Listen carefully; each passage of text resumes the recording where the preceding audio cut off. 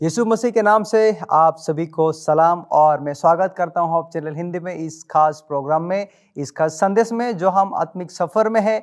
जिस श्रृंखला के विषय में हम बातचीत कर रहे हैं वह है योगदान के बारे में, और आज हम बहुत ऐसे सारी बातों को हम सीखने की कोशिश करेंगे।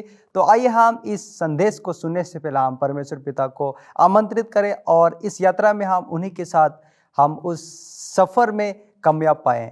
आइए प्रार्थना करें। स्वर्गीय महान पिता ईश्वर, हम फिर से आपको धन्यवाद देते हैं सुंदर समय और अवसर हमारे जीवन में फिर से देने के लिए। जबकि हम सारे इकट्ठा हुए हैं आपके उन सारे वचनों को सुनने के लिए, सीखने के लिए, हम पर अनुग्रह करें और पवित्र आत्मा की अगुवाई दे, ताकि इन सारे बातों को हम अपने जीवन में हम जान सके, समझ सके और उसके जैसा चल सके। छोटी सी दुआ प्रार्थना यीशु मसीह खुदा के नाम से मांगते हैं, आमीन।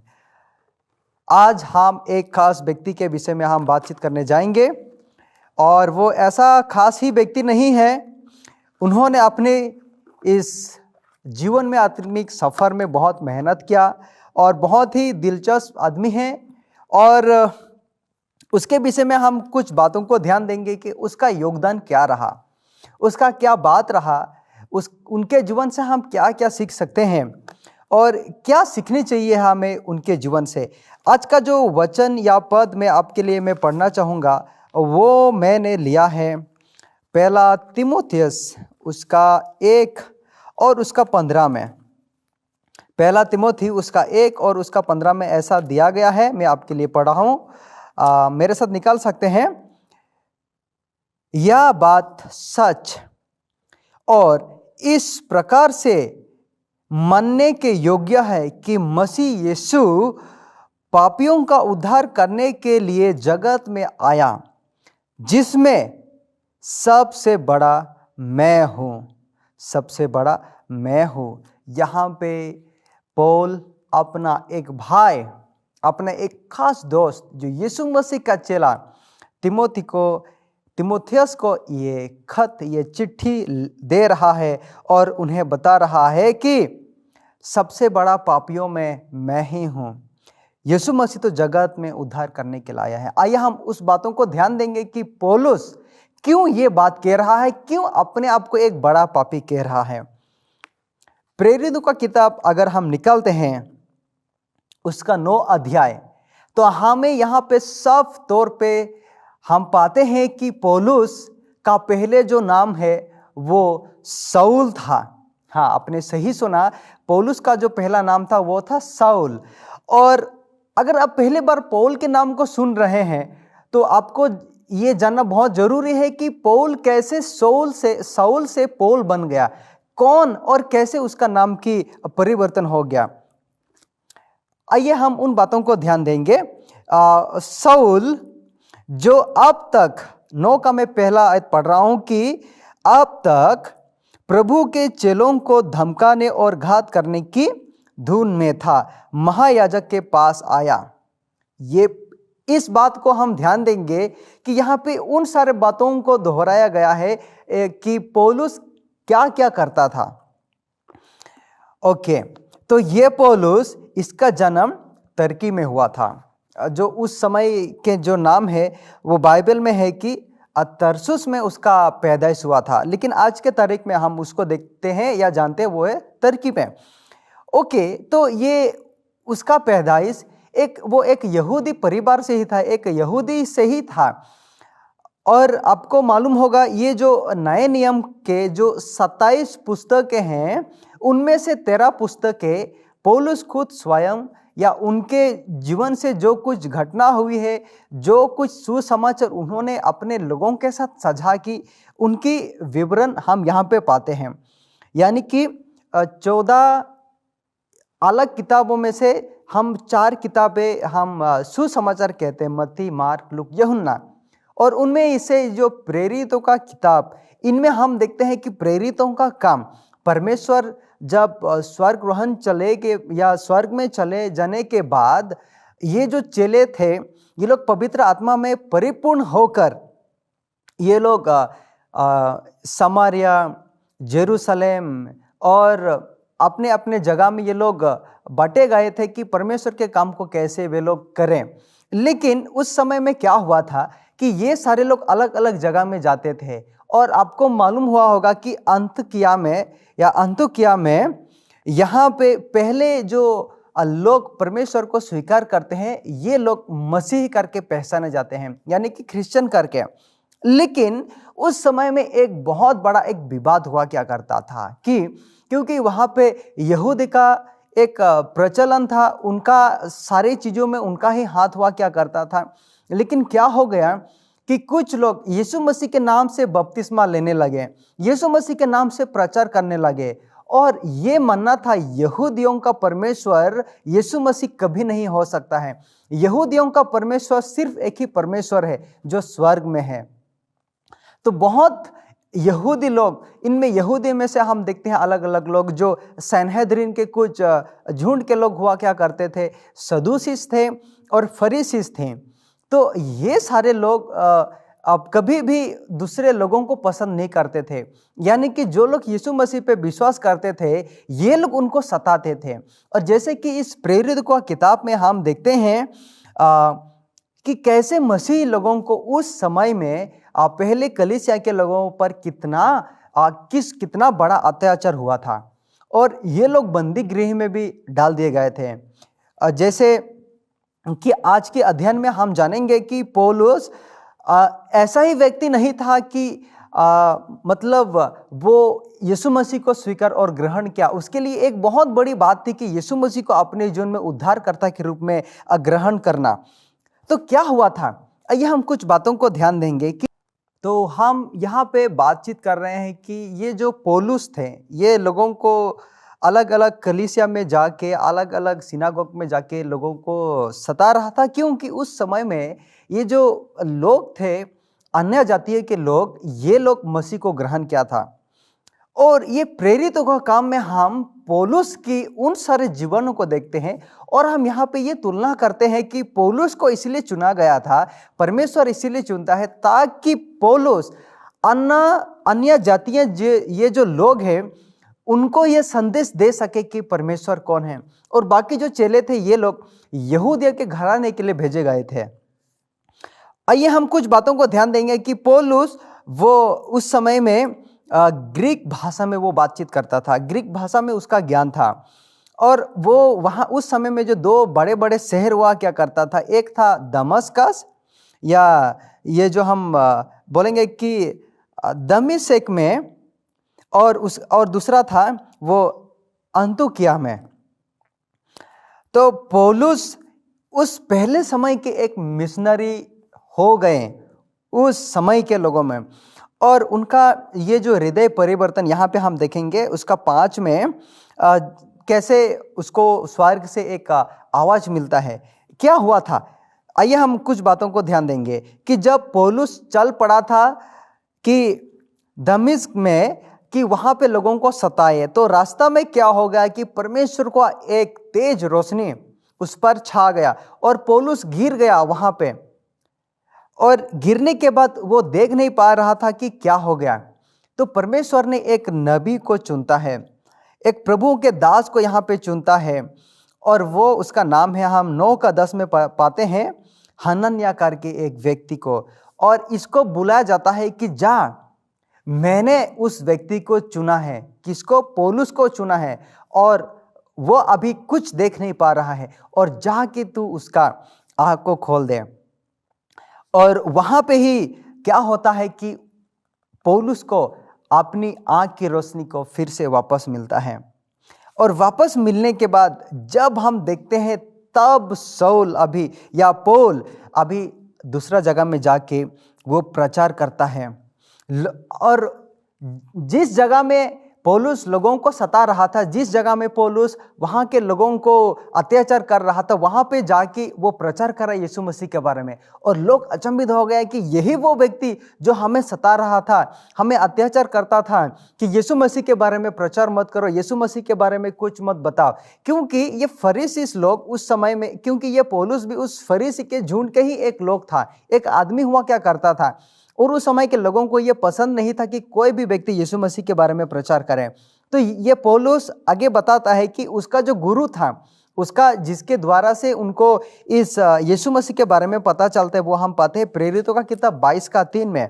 आप मेरे साथ निकाल सकते हैं प्रेरितों का किताब 22 का 3 में। हम यहाँ पे साफ तौर पे देखते हैं कि पौलुस लिखा है कि मैं तो यहूदी मनुष्य हूँ जो किलिकिया के तरसुस में जन्मा, परंतु इस नगर में गमालियल के पांवों के पास बैठकर पढ़ाया गया और बाप दादाओं की व्यवस्था की ठीक रीति पर सिखाया गया और परमेश्वर के लिए ऐसी धुन लगाए था जैसे तुम सब आज लगाए हो। तो ये गमालियल वो व्यक्ति था जो व्यवस्था के बारे में उसको अच्छा ज्ञान था। आज बहुत लोग इस गमालियल के बारे में बातचीत नहीं करते, फिर भी ये हमें जानना है कि पौलुस को अगर इस धर्मशास्त्र की शिक्षा मिलता है तो ये गमालियल से ही मिलता है। और इसके जरिए से पौलुस अपने जीवन में बहुत कुछ बदलावट उन्हें महसूस होता है और जानता है कि यीशु मसीह कौन है।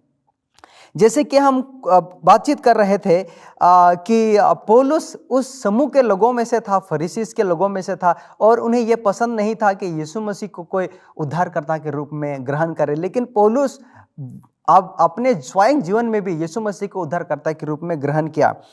और ये पौलुस का जो काम था, ये किस काम के आधारित पे वो अपना जीवन को चलाता था, हम पहला कुरिन्थिय उसका 4 में जब हम पढ़ते हैं वहाँ पे देखते हैं कि पौलुस तांबू या टेंट बनाता था और उसके जरिए से अपना जीवन को वो बिताता था। पहला कुरिन्थिय 4:12 में अब मेरे साथ निकल सकते हैं। यहाँ पे ऐसा लिखा गया है कि वो और अपने ही हाथों से काम करके परिश्रम करते, अपने ही हाथों से वो परिश्रम करता था और अपने जीवन को चलाने के लिए अपना जो काम परमेश्वर ने उन्हें सौंपा है उस काम को कंटिन्यूड रखने के लिए पौलुस टेंट का सहारा उसका वो काम करता था। तो यहाँ पे हम देख सकते हैं कि पौलुस लोगों को सताता था, सिनागोग में जाके लोगों को परेशान करता था। क्या बदलावट जीवन आया। और आज ये जो जैसे कि हमने पहले सुना कि पौलुस ने ये जो पुराने नियम के 13 जितना किताबें हैं, जितना हम लेटर्स कहते हैं, पत्रियां कहते हैं, वो पौलुस ने लिखा। जैसे कि हम देख सकते हैं रोमियो का किताब, पहला कुरिन्थिय और दूसरा कुरिन्थिया का किताब, गलातियों का किताब, फिलिपियों का किताब, थेसलोनिको का किताब, फिलिमोन का किताब, और उसके बाद हम देखते हैं कि एफेसियों का किताब, कोलोसियों, थेसलोनियो और पहला और दूसरा तिमोथियो और तीतुस की किताब को हम देखते हैं। ये किसके द्वारा लिखे गए हैं? पौलुस के द्वारा लिखे गए हैं। पौलुस को इस सुसमाचार के लिए बहुत ही दुख सहना पड़ा, क्योंकि पौलुस बाद में जब यीशु मसीह के बारे में प्रचार करने लगा तो उन समय के जो मसीह विरोधी लोग थे, जो यहूदी समुदाय के लोग थे, ये लोग भी उन पर उठ खड़े हुए थे। इसका विवरण हमें दूसरा कुरिन्थिय 11 का हमें 25 में मिलता है कि पौलुस को किस या किन चीज़ों का सामना करना पड़ा। पहला कुरिन्थिय 11 का 25 में यहाँ पे ऐसा दिया गया है। अब मेरे साथ निकाल सकते हैं 23, 24 और 25। हम इन 3 आयतों को हम पढ़ेंगे कि क्या वे ही मसीह के सेवक हैं? मैं पागल के समान कहता हूँ, मैं उनसे बढ़कर हूँ। अधिक परिश्रम करने में, बार बार कैद होने में, कोड़े खाने में, बार बार मृत्यु के जोखिमों में, और कहता है 24 में 5 बार मैंने यहूदियों के हाथों में 39 कोड़े खाए।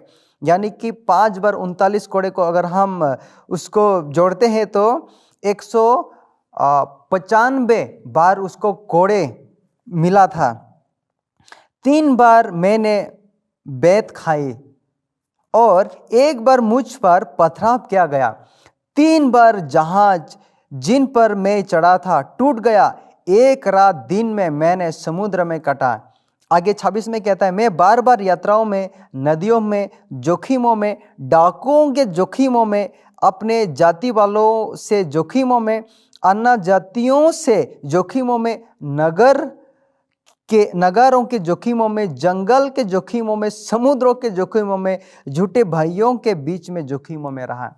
तो पौलुस अपने सेवकाई के उन सारे बातों को यहाँ पे बताता है कि पौलुस जब यीशु मसीह को नहीं जानता था तो लोगों को सता रहा था, इतना सता रहा था कि ना कोई बच्चे, ना कोई बुजुर्ग, ना कोई स्त्री, ना कोई पुरुष, सब कोई को वो सता रहा था। लेकिन जब पौलुस के जीवन में यह पैगाम आया कि जो या जिसको वो सता रहा है उसका जो मालिक है वो प्रभु यीशु मसीह है, जो उसका उद्धार करता है वो यीशु मसीह है। और जब पौलुस ने जाना तो अपने जीवन को ऐसा बदल डाला और जितना लोगों को वो नहीं सताया उससे अधिक उन पर तड़ना पड़ी, उतना जोखिम उन पर आई।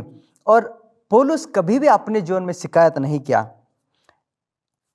आगे हम देखते हैं कि जब पौलुस बंदी गृह में भी था तो उन्होंने फिलिपियों के जो मंडली के जो लोग हैं उनको एक आश्वासन देता है। आप मेरे से निकल सकते हैं फिलिपियों 4 उसका 4 में पौलुस के एक बहुत ही खास बात यहाँ पे दिया गया है। कहता है कि प्रभु में सदा आनंदित रहो, मैं फिर कहता हूँ आनंदित रहो। क्या फिर से हम पढ़ें? प्रभु में सदा आनंदित रहो, मैं फिर कहता हूँ आनंदित रहो। ये पौलुस आनंद होने की बात क्यों करता है? कहाँ से पौलुस ये बात कहता है? पौलुस उस समय में अपने बंदी गृह में था, वो जेल में था, लेकिन वो या उनको पौलुस को खुशी महसूस हो रहा है कि ये जो मुझे या आप जो मैं जेल में हूँ या बंदी गृह में हूँ ये मसीह के लिए ही हूँ। और मैं तो एक बड़ा पापी था, मैं तो लोगों को सता रहा था, मैं तो उस परमेश्वर की पुत्र कहलाने का मैं लायक हुई नहीं, क्योंकि मैंने तो जो राजाओं का राजा है, प्रभुओं का प्रभु है, मैंने तो उनको ठेस पहुंचाई। लेकिन अब मैं आनंद मानता हूँ, मैं अपने आप को शुक्रगुजार मानता हूँ कि क्योंकि यीशु मसीह का अनुग्रह, यीशु मसीह की दया मुझ पर हुई है और इसको लेने के लिए मुझे कोई शिकायत नहीं है। तो पौलुस यहाँ पे आप समझ सकते हैं कि पौलुस वो इसलिए उसका दूसरा अलग अलग नाम था क्योंकि वो उसका 2 जगह का पहचान था, 2 जगह का उसका एक नाम था और वो अलग अलग जगह में जाता था और उसका अलग अलग नाम हुआ क्या करता था। और पौलुस ऐसा काम करता था कि जो रोमी साम्राज्य हुआ क्या करते थे, क्योंकि ऐसा मानना था उस समय में अगर कोई व्यक्ति उस जगह से है तो वो बच जाता था, उस पर कोई भी किसी भी प्रकार का दंडवत नहीं किया जाता था या किसी भी प्रकार का उस पे अत्याचार नहीं किया जाता था। लेकिन इन सारे बात होने के वजह से भी या इन सारे बात जब हम देखते हैं यहाँ पे कि पौलुस इन पर या कितना तड़ना पड़ी, लेकिन पौलुस भला कि ही वो एक यहूदी था, लेकिन वो उन सारी चीज़ों को सामना किया, दूसरा लोग भी उन पर हावी हो गए, लेकिन पौलुस कभी भी अपने उस सफर में, अपने उस जीवन में कभी वो पीछे नहीं मुड़ा। तो आइए हम उन सारे बातों को ध्यान देंगे कि पौलुस के जीवन से हमें क्या क्या सीखना चाहिए। पौलुस के जीवन से यह हमें सीखना चाहिए कि पौलुस हमें यह सिखा रहा है कि हम सबसे बड़े पापी हैं। पौलुस एक परमेश्वर का चुना हुआ लोग हो गया, चुना हुआ एक इंसान हो गया, चुना हुआ एक लोग बन गया। परमेश्वर ने उन्हें चुना, लेकिन वो अपने आप को धार्मिक नहीं कह रहा है। जो हमने पढ़ा कि पहला तीमुथियों का किताब उसका 1:15 में कि परमेश्वर इस संसार में पापियों को उद्धार करने आया, लेकिन उनमें से सबसे बड़ा पापी मैं ही हूँ, उनमें से सबसे बड़ा पापी मैं ही हूँ। आज हमें भी अपने आप को इन पौलुस के जीवन से, उनके वचन से हमें ये जानना चाहिए। कभी भी हमें अपने आप को बड़ा कभी भी नहीं मानना चाहिए। हमें अपने आप को पापियों के नज़र से ही देखना है, तभी हम उस धार्मिक की या धार्मिकता के सफ़र में हम आगे बढ़ सकते हैं। और पौलुस की दूसरी बात यह हम देखते हैं कि पौलुस ने जब इस कदम को उठाया कि मैं परमेश्वर के काम के लिए चुना गया हूँ या परमेश्वर के काम के लिए परमेश्वर ने मुझे नियुक्त किया है, तो मैं इस काम में मुझे कोई भी किसी भी प्रकार का जोखिम क्यों ना मुझे सामना करना पड़े, मैं उनसे पीछे नहीं हटूंगा। तो इससे हमें ये सीख मिलता है कि अजीजों, जबकि परमेश्वर ने हमें चुना उसके काम में, परमेश्वर की उन लोगों को देखभाल करने के लिए परमेश्वर ने उन सारे मिशनरी को चुना। और हमें ये बात हमेशा ध्यान रखना चाहिए, परमेश्वर ने मुझे इसलिए चुना ताकि मैं उन लोगों को जाके परमेश्वर के विषय में उनका सुसमाचार में बता सकूं। चाहे मेरे जीवन में कोई भी किसी भी प्रकार का क्यों समस्या ना आए, मैं कभी भी पीछे नहीं हटूंगा। तो पौलुस हमें ये बताता है कि कभी भी हमें अपने आप को कमजोर या कभी भी अपने आप को गिरने नहीं देना है, बल्कि परमेश्वर को हमेशा याद रखना है कि ताकि हम उनमें बलवान होते चले जाए। और एक चीज यहाँ पे हम देखते हैं कि जबकि पौलुस उस मुश्किल दशा में है, उस परिस्थिति में है, फिर भी वो कहता है कि प्रभु में सदा आनंदित रहो। प्रिय अजीजों, प्रभु में सदा ही क्यों हम आनंदित रहे? इससे ये होता है कि हमें अपने आप को समझना है कि हम एक आत्मिक युद्ध में है, और इस आत्मिक युद्ध में शैतान हमेशा हमें निराश करता है। शैतान हमसे ये चाहता है कि कैसे हमें वो निराश करे ताकि हम परमेश्वर के काम से पीछे हट जाए, ताकि हम उनका जो मिशन है, उनका जो काम है, उससे हम पीछे हट जाए। तो हम जब प्रभु में आनंद होते तो हम नई बल प्राप्त करते हैं और हम उस सफर में आगे बढ़ते हैं। तो पौलुस ने हमें यह सिखाया कि प्रभु में सदा हमें इसलिए आनंदित होना है क्योंकि परमेश्वर ने हमें चुना। तो हमारा और आपका योगदान क्या है? परमेश्वर ने आपको भी चुना और मुझे भी चुना है। तो क्या हम पौलुस के जैसा हम उन सारे जोखिमों को स्वीकार करते हैं? क्या हम मसीह के लिए सदा आनंदित है जबकि हमारे जीवन में दुख और दर्द है? प्रिय अजीजों, कभी कभी हम शिकायत बहुत करते हैं, कभी कभी हम ये प्रार्थना करते हैं पर शायद परमेश्वर ने मुझे गलत काम में चुना है। परमेश्वर कभी भी गलत काम में हमें नहीं चुनता है, परमेश्वर सोच समझ के हमें चुनता है, लेकिन हम अपने आप को गिरा देते हैं जबरदस्ती करके, हम नहीं करना चाहते। और कभी कभी क्या होता है, परमेश्वर हमसे जो करना चाहते हैं वो काम अधूरा हो जाता है। तो प्रिय अजीजों, हमें इस बात को हमेशा ध्यान रखना चाहिए। और पौलुस ने जो काम किया है, एटलीस्ट हम पौलुस जैसा काम ना करें, लेकिन हम पौलुस के तरह तो काम कर सकते हैं, हौसला तो रख सकते हैं। और यही हमारा काम है और जरूर परमेश्वर हमें बहुत याद की आशीष देगा। प्रिय अजीजों, मैं आप सभी का धन्यवाद देना चाहता हूं कि आपने इस संदेश को सुना। तो आइए हम इस संदेश को हम प्रार्थना के साथ हम यहीं पे अंत करें, यहाँ पे हम समाप्त करें ताकि परमेश्वर का आशीष हम पर हो सके। स्वर्गीय महान पिता ईश्वर, फिर से हम आपको धन्यवाद देते हैं इस सुंदर समय के लिए जो पौलुस के जीवन से हमने बहुत कुछ सीखा। जैसे आपने पौलुस को चुना आपके काम में और पौलुस ने उस काम को पूरा किया, वैसे हम भी आपके कामों को पूरा कर सके। छोटी सी दुआ प्रार्थना यीशु मसीह खुदा के नाम से मांगते हैं, आमीन। प्रिय जीजो, अगर पहले बार आप होप चैनल हिंदी में है तो कृपया करके इसको सब्सक्राइब करना ना भूलिएगा। और हाँ, अगर आपके पास मन में कुछ भी प्रश्न है तो कमेंट सेक्शन में जाकर आप लिखिएगा और हम आपके प्रश्नों का उत्तर देंगे। अगर आप किसी भी प्रकार में दुख में हैं तो प्रार्थना का निवेदन लिखना मत भूलेगा, हम आपके लिए जरूर प्रार्थना करेंगे। हाँ, परमेश्वर पिता आपको बहुत याद के आशीष दे और आपका दिन शुभ हो।